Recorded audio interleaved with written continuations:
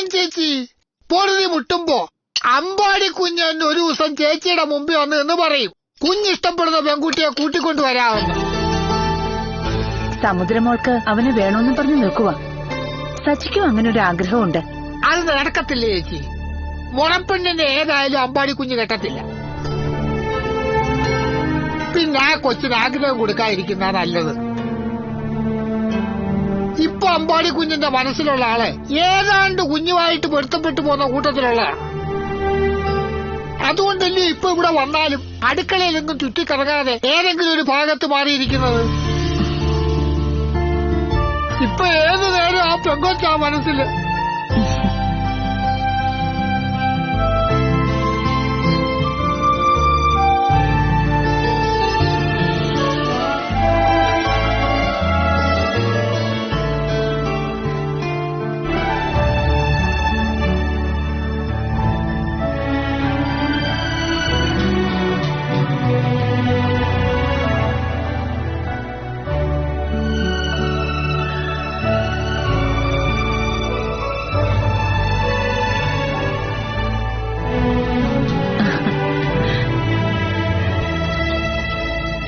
ഓരോ കാലഘട്ടത്തിലും അമ്മമാര് മക്കളെ ശല്യം ചെയ്യുന്നത് ഓരോ കാര്യങ്ങൾക്കാ. നീ SSLCക്ക് പഠിക്കുമ്പോ നിന്റെ പഠിത്തത്തെക്കുറിച്ചാ കൂടുതൽ ഞാൻ സംസാരിച്ചത്. PG കഴിഞ്ഞപ്പോ ഒരു ജോലിയെക്കുറിച്ച് പറഞ്ഞു. ഇപ്പൊ നിന്റെ സമയമെന്ന് പറയുന്നത് വിവാഹത്തിന്റേതാ.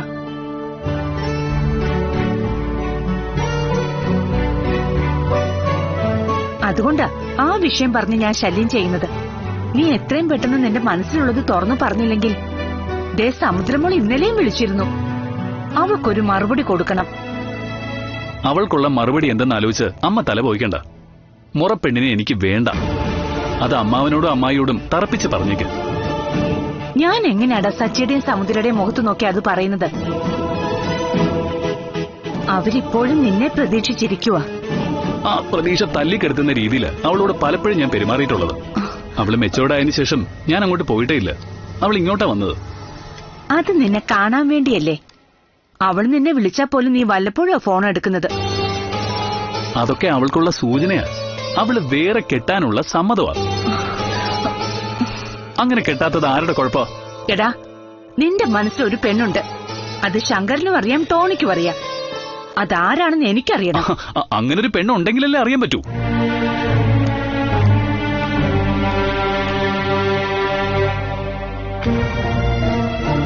കുറേശ്ശെ ചേച്ചിയുടെ മനസ്സിൽ ചൂട് പിടിപ്പിച്ചോണ്ടിരിക്കുക.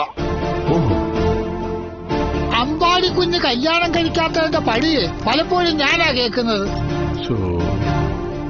അതുകൊണ്ട് എത്രയും പെട്ടെന്ന് അമ്പാടി കുഞ്ഞിനെ എവിടെങ്കിലും കൂട്ടിക്കെട്ടിയേ പറ്റൂ. ആ ടീച്ചർ അവന്റെ ഉള്ളിൽ കിടന്ന് തട്ടിക്കളിക്കുന്നുണ്ട്. നിങ്ങൾക്കിത് എന്തിന്റെ സൂക്കേടാ ശങ്കരമാമേ? അമ്മയെ വെറുതെ ഇളക്കി വിട്ടാ എന്തെങ്കിലും നടക്കുമെന്ന് തോന്നുന്നുണ്ടോ?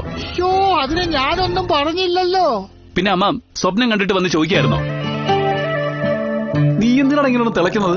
ചെറുപ്പക്കാരായ ആമ്പിള്ളേർ ഇങ്ങനെ പോരാറിഞ്ഞ് നിന്നാ കല്യാണാലോചന നടന്നിരിക്കും. എന്നിട്ട് നിന്റെ കാര്യത്തിൽ ഇതൊന്നും നടക്കുന്നില്ലല്ലോ. നിനക്ക് എന്നെക്കാളും 4-5 മാസത്തെ മൂപ്പുണ്ടല്ലോ.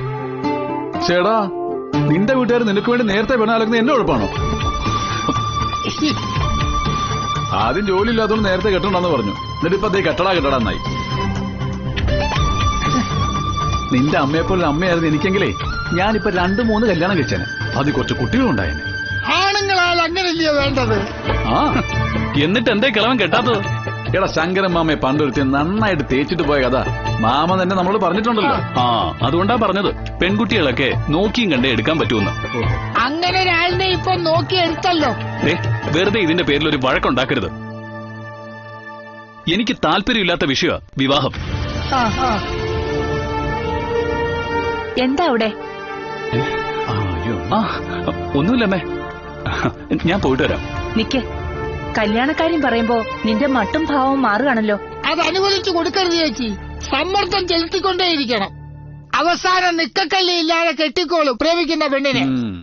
അതിനിവനെ ആരെയും ഇഷ്ടമല്ലെന്നല്ലേ പറയുന്നത്? ഇഷ്ടമാണമ്മേ, ഈ ശങ്കരമാമയുടെ മോളെ.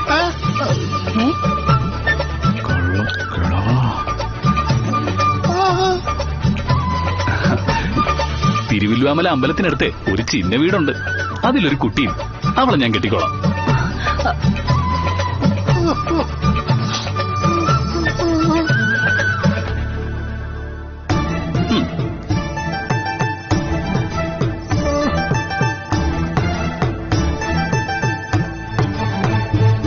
വെറുതെ പറയുന്നതാ. പിന്നെ എന്തിനാ തിരുവില്ലാമലയിൽ മാസാമാസം പോകുന്നത്? അതെ, ആരെ തൊഴാനാന്നാ ചോദിച്ചത്. ഭഗവാന് കുളമായെന്നാ തോന്നുന്ന. തിരുവില്ലാമല ഭഗവാന്, എന്റെ തിരുവില്ലാമല ഭഗവാനെ കാത്തോടെ.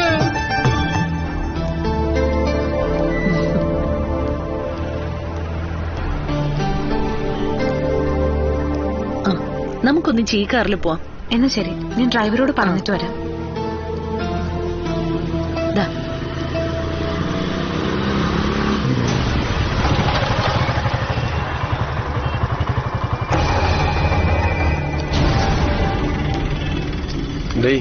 പ്രശസ്ത എഴുത്തുകാരി നീരജയ. ഇവരെ കുറിച്ച് പല ഗോസിപ്പുകളും ഉണ്ട്. മോളെ കുറിച്ചാ കൂടുതൽ വന്നത്. വേറൊരു പീസ് കൂടെ ഉണ്ട്. നമുക്കൊന്ന് മുട്ടാം. വല്ല പ്രശ്നമായല്ലോ. നമുക്ക് രഘുവിനെയും ചന്ദ്രനെയും കൂടെ ഒന്ന് വിളിക്കാം.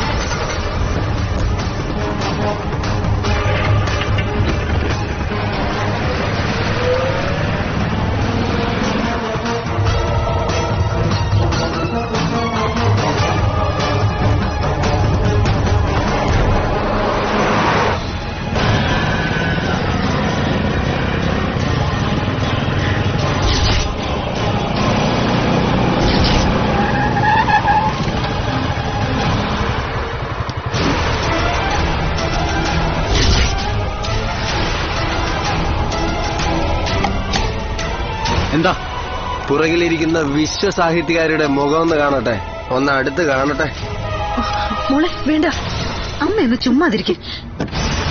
മോളെ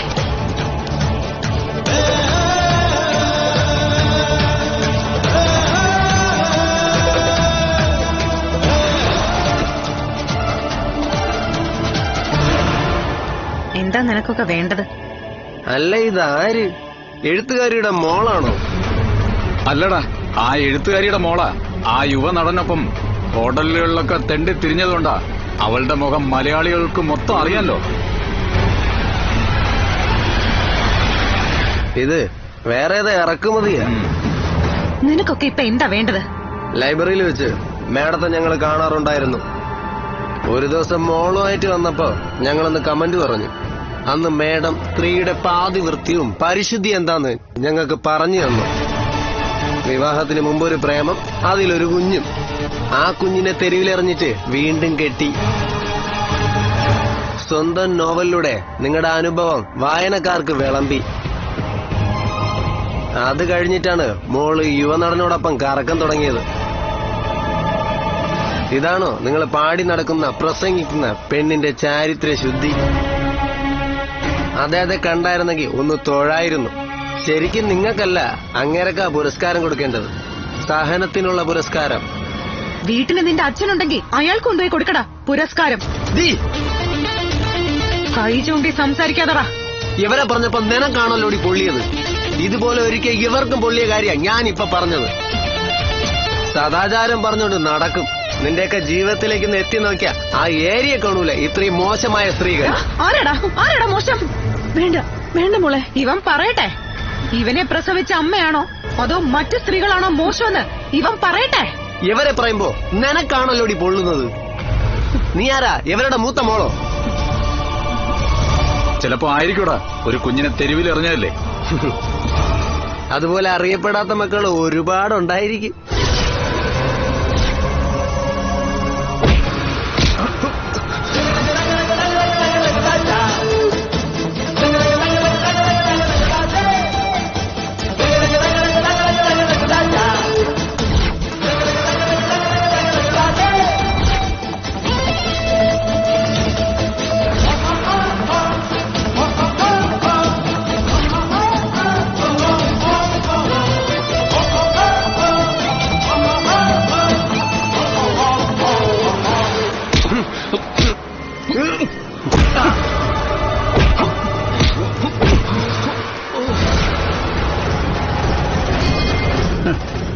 പേടിക്കാനൊന്നുമില്ല. അവന്മാരുടെ കാര്യം അവരിൽ നിൽക്കുന്നില്ലെങ്കിൽ മാത്രം ഞാൻ ഇടപെടാം.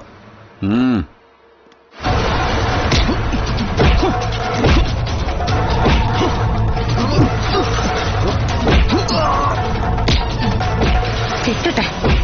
ഒരു കാരണവും ഇല്ലാതെയല്ലേ വഴിയിൽ തടഞ്ഞു നിർത്തി വായി വന്നതൊക്കെ വിളിച്ചു പറഞ്ഞത്. ആഹാ, എന്നാ പിന്നെ ശരിക്കും കിട്ടണം. ഞാൻ പറഞ്ഞു കൊടുത്തതൊന്നും അവൻ മറക്കാതിരുന്നാ മതിയായിരുന്നു.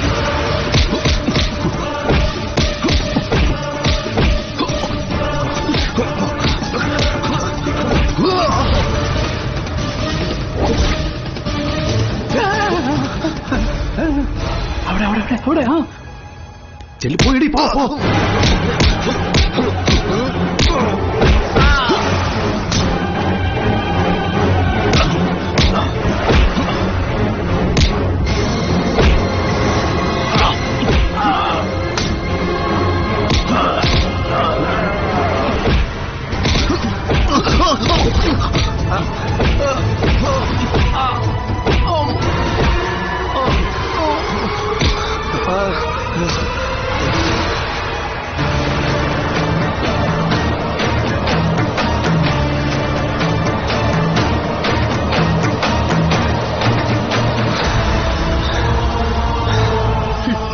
ഇനി പറയടാ, നീയൊക്കെ 4 എണ്ണം ഉണ്ടായിരുന്നല്ലോ.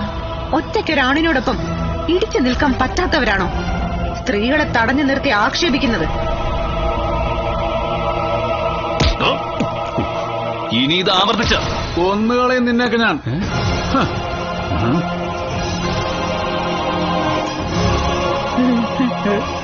നന്നായടാ, well done. Keep it up.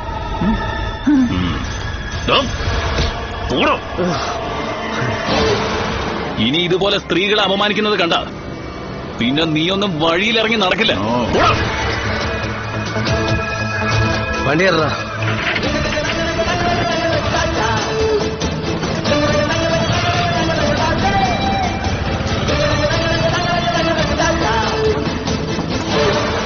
Thanks. എങ്ങോട്ട് തിരിഞ്ഞാലും അടിയിടിയും തന്നെ. ഛേ, ഇതൊക്കെ ഒരു രസമല്ലേ അളിയ? ആർക്ക്? തിയേറ്ററൊക്കെ അടച്ചിട്ടിരിക്കുന്നതുകൊണ്ട് ഇതാ ഇവന്റെ ഹോബി. തല്ല് കാണുക ലൈവായിട്ട്. ഇതാണ് അമ്പാടി അർജുനൻ. എനിക്കറിയാം. ഞാൻ വീട്ടിൽ വന്നിട്ടുണ്ട് മഹിയേട്ടനോടൊപ്പം 1-2 തവണ. ഓ, ഞാൻ ഓർക്കുന്നില്ല. എന്നാ പിന്നെ കാണാം. ഇത് ഞാൻ തന്നെ ഡീൽ ചെയ്തോളാം. സൂക്ഷിച്ചെടുക്കണം.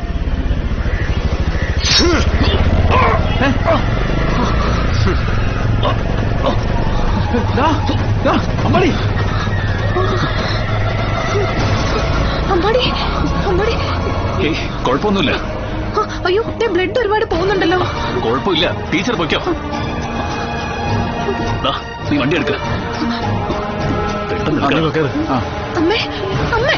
മാഡം, അമ്മേ. ടീച്ചർ മാഡത്തെ ഇങ്ങോട്ട് പൊയ്ക്കോ. എനിക്ക് കുഴപ്പമൊന്നുമില്ല. അമ്മേ. നീ വണ്ടി എടുക്കാം. നമുക്ക് ഹോസ്പിറ്റലിൽ പോകാം.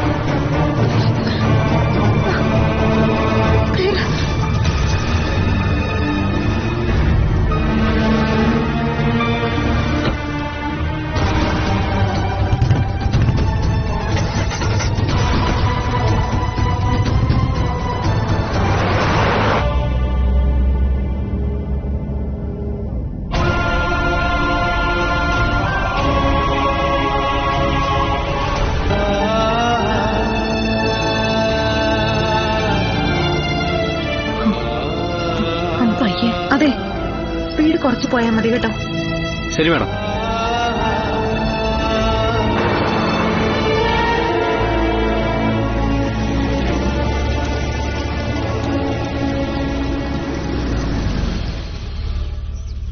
ആരും കാണില്ല. ജയ, വാതിൽ തുറക്ക്. ശരി മാഡം.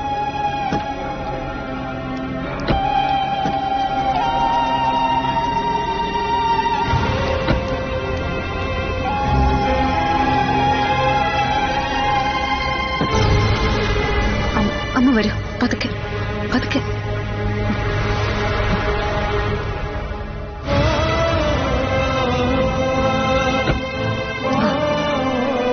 പിടിക്കണ്ട മോളെ. നല്ല അവശതയുണ്ട്. അമ്മ വാ. ഓക്കേ.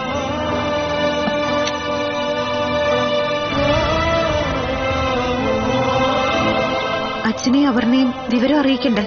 വേണ്ട, അവര് ഭയക്കും. വരുമ്പോ അറിഞ്ഞാ മതി.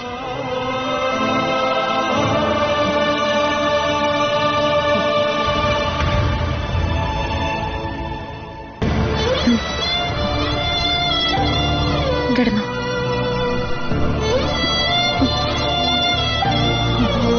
ഹോസ്പിറ്റലിലേക്ക് പോണോ അമ്മേ? വേണ്ട, മേശയ്ക്കകത്ത് 2 ടാബ്ലറ്റ്സ് ഇരിപ്പുണ്ട്. അതിങ്ങെടുത്തേക്ക്.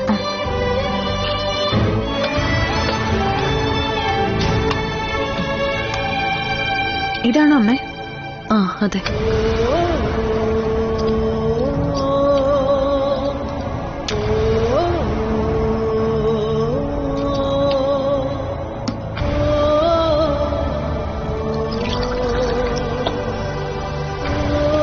അമ്മേ,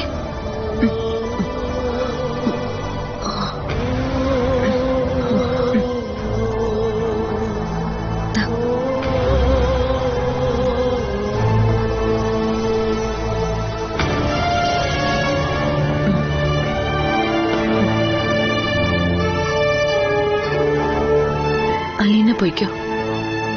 ഒന്ന് ഉറങ്ങി തെളിയുമ്പോഴേക്കും എല്ലാം ശരിയാവും. എന്താ അമ്മേ ഈ പറയുന്നേ? അവർനെയും അച്ഛനും വരാതെ ഞാൻ പോവില്ല. അല്ലെങ്കിൽ തന്നെ എനിക്ക് ദൂരേക്കൊന്നും പോകണ്ടല്ലോ. രക്തം കണ്ടു കഴിഞ്ഞാ പിന്നെ പിടിച്ചു നിൽക്കാൻ കഴിയില്ല മോളെ. അച്ഛന് വെട്ടേറ്റ രംഗം എന്നെ തളർത്തിക്കളയും. അതേപ്പറ്റിയൊന്നും അമ്മ ഓർക്കണ്ട. ഉറങ്ങിക്കോ. ഉറങ്ങാനുള്ള മരുന്നാ കഴിച്ചത്. അതുകൊണ്ട് പെട്ടെന്ന് ഉറങ്ങിക്കോളും. അമ്മയ്ക്ക് ഒരു നല്ല സൈക്കാട്രിസ്റ്റിനെ കണ്ടൂടെ? ഒരുപാട് കണ്ടതാ. ഏത് സൈക്യാട്രിസ്റ്റ് വിചാരിച്ചാലും അച്ഛൻ ചോരയിൽ കുളിച്ചു കിടക്കുന്ന രംഗം മനസ്സിൽ നിന്ന് പോവില്ല മോളെ. അന്ന് വെട്ടിയവരൊക്കെ ഇന്ന് ജീവിച്ചിരിപ്പുണ്ടോ മരിച്ചോ എന്നൊന്നും അറിയില്ല. അച്ഛനെ കൊലപ്പെടുത്തിയത് എന്തിനാണെന്ന് പോലും ചിലപ്പോ അവർക്കറിയില്ലായിരിക്കും. അമ്മ കിടക്ക.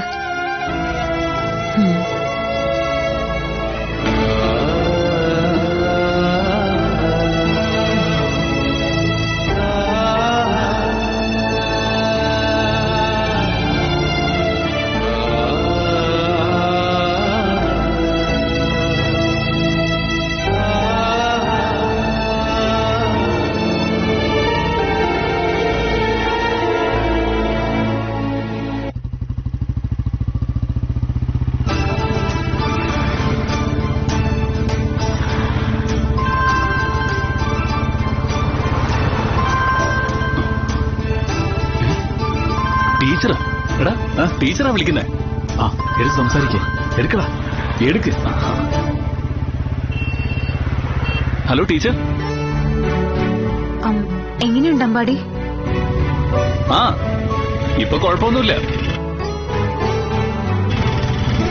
ആ, ഹോസ്പിറ്റലിൽ നിന്ന് ഞങ്ങളിപ്പോ വീട്ടിലേക്ക് പോയിക്കൊണ്ടിരിക്കുക. അല്ല, മാഡത്തിന് എങ്ങനെയുണ്ട്? കുഴപ്പമൊന്നുമില്ല. എന്നാ പിന്നെ പെട്ടെന്ന് വീട്ടിലെത്താൻ നോക്ക്. ഞാൻ വിളിച്ചോളാം. ആ, ശരി ടീച്ചറെ. ശരി. പോകാം. പോ.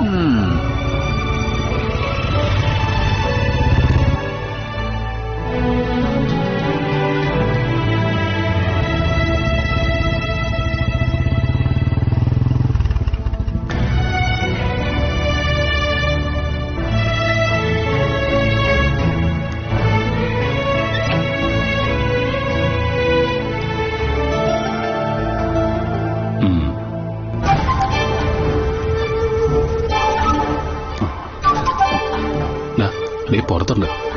കാര്യങ്ങളൊക്കെ ഒന്ന് ലൈറ്റ് ആക്കണേ. നീ ധൈര്യമായിട്ട് ഞാനില്ലടാ.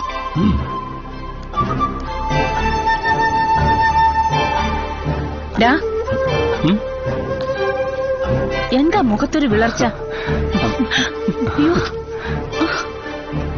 കയ്യിലെന്ത് പറ്റി? ഞങ്ങളിങ്ങനെ ഒരു കമ്പിവേലിയുടെ അടുത്ത് നിന്ന് സംസാരിച്ചോണ്ടിരിക്കുകയായിരുന്നു. പെട്ടെന്ന് ഒരു സ്ത്രീയുടെ മാല പൊട്ടിച്ചോണ്ട് ഒരുത്തൻ ഓടി. അവനെ പിടിക്കാൻ കമ്പിവേലിക്കിടയിലൂടെ പോയതാ. ചെറുതായിട്ടൊന്ന് കീറി. ഇത് ചെറുതായിട്ട് കീറിയതല്ലോടാ.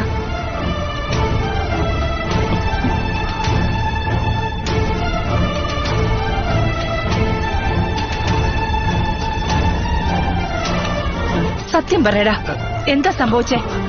പറയാൻ. അമ്മേ, ഒരു സ്ത്രീയെ പൊതുസ്ഥലത്ത് വെച്ച് 2-3 ആഭാസന്മാർ ആക്രമിച്ചു. അത് കണ്ടു നിന്ന് അമ്പാടി അവരെ തല്ലി. അതിലൊരുത്തൻ അമ്പാടിയെ കുത്തി. അയ്യോ, നീ ഇനി വീടിന് വെളിയിൽ ഇറങ്ങിപ്പോകരുത്. നാട് നന്നാക്കാൻ നീ ആരാടാ, മന്ത്രിയോ? എത്ര കുത്തിക്കെട്ടുണ്ടടാ? ഏ?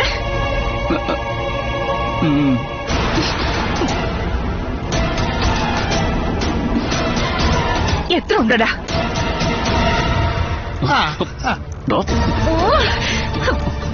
ശങ്കര, 4 കുത്തിക്കെട്ട്. ഓ, അത് കുഴപ്പമില്ല. സാധാരണ മിനിമം 7-8 ആണല്ലോ. അച്ഛൻ നാടിന് വേണ്ടിയാ മരിച്ചത്. എന്നാൽ അതുപോലെ അല്ല നീ. കയ്യിൽ കൊണ്ട കത്തിയുടെ സ്ഥാനം മാറിയിരുന്നെങ്കിലോ, ഇപ്പൊ ഈ വീടിന്റെ മുറ്റത്ത് ആംബുലൻസ് വന്ന് നിന്നിരുന്നെങ്കിലോ.